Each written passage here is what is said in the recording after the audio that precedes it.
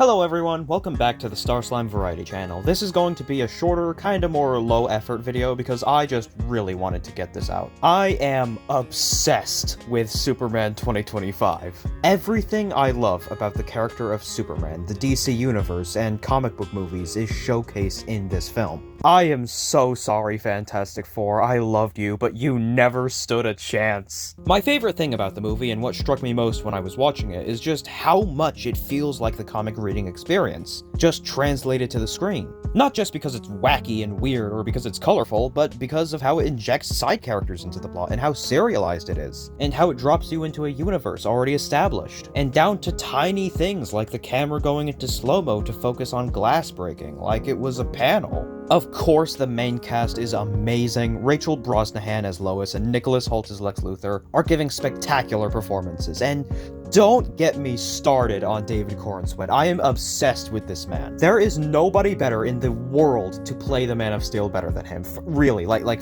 seriously.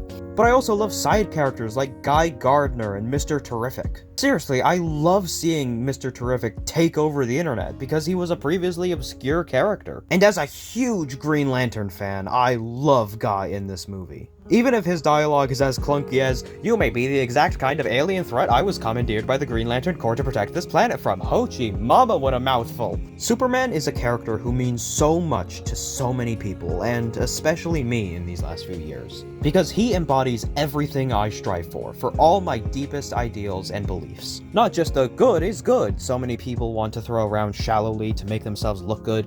That's me I'm talking about. But also persistence and perseverance. And willpower may be the theme of Green Lantern, but Superman also symbolizes it. That even in the darkest days, there will be good, and you have to fight for it. Maybe everything isn't okay, but that is okay. Because you have to believe it can be better, which is difficult. And if you truly commit yourself to the ideals of good, you will have trials. But to have hope is a fundamental aspect of humanity, and ultimately, this movie is about the human experience. There are many more statements it makes about culture, identity, finding your place in the world, and even the conflict between Israel and Palestine. Which is crazy for a huge, Hollywood blockbuster to comment on. Oh my god, I love James Gunn.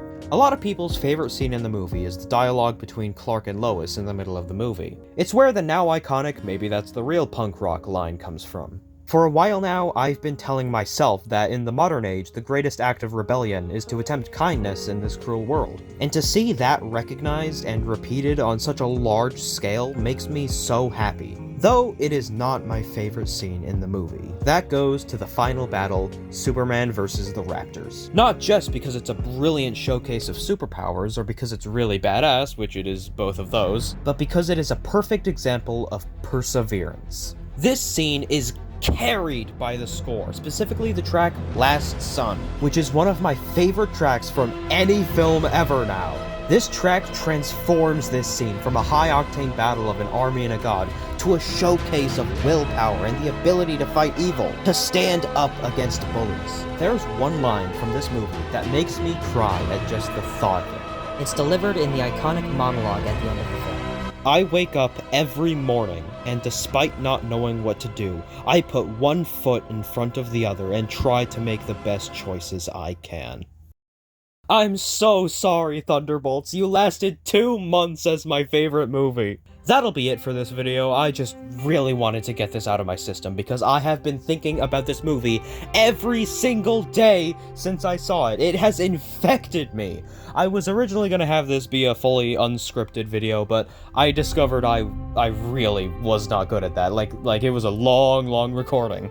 As for some updates on the channel, I'm having a lot of video ideas. I'm kind of putting a lot of pressure on myself, but I'm still gonna try and make what I can. I'm a bit stressed out though because Gwenpool finishes in 2 weeks, and spoiler, I'm gonna be making a video about Gwenpool. But I still have plans for another video before that, so I'm kind of nervous about doing it in time, and now I have this one to make, even though it's probably gonna be a bit more low effort. But hey, I'll put one foot in front of the other.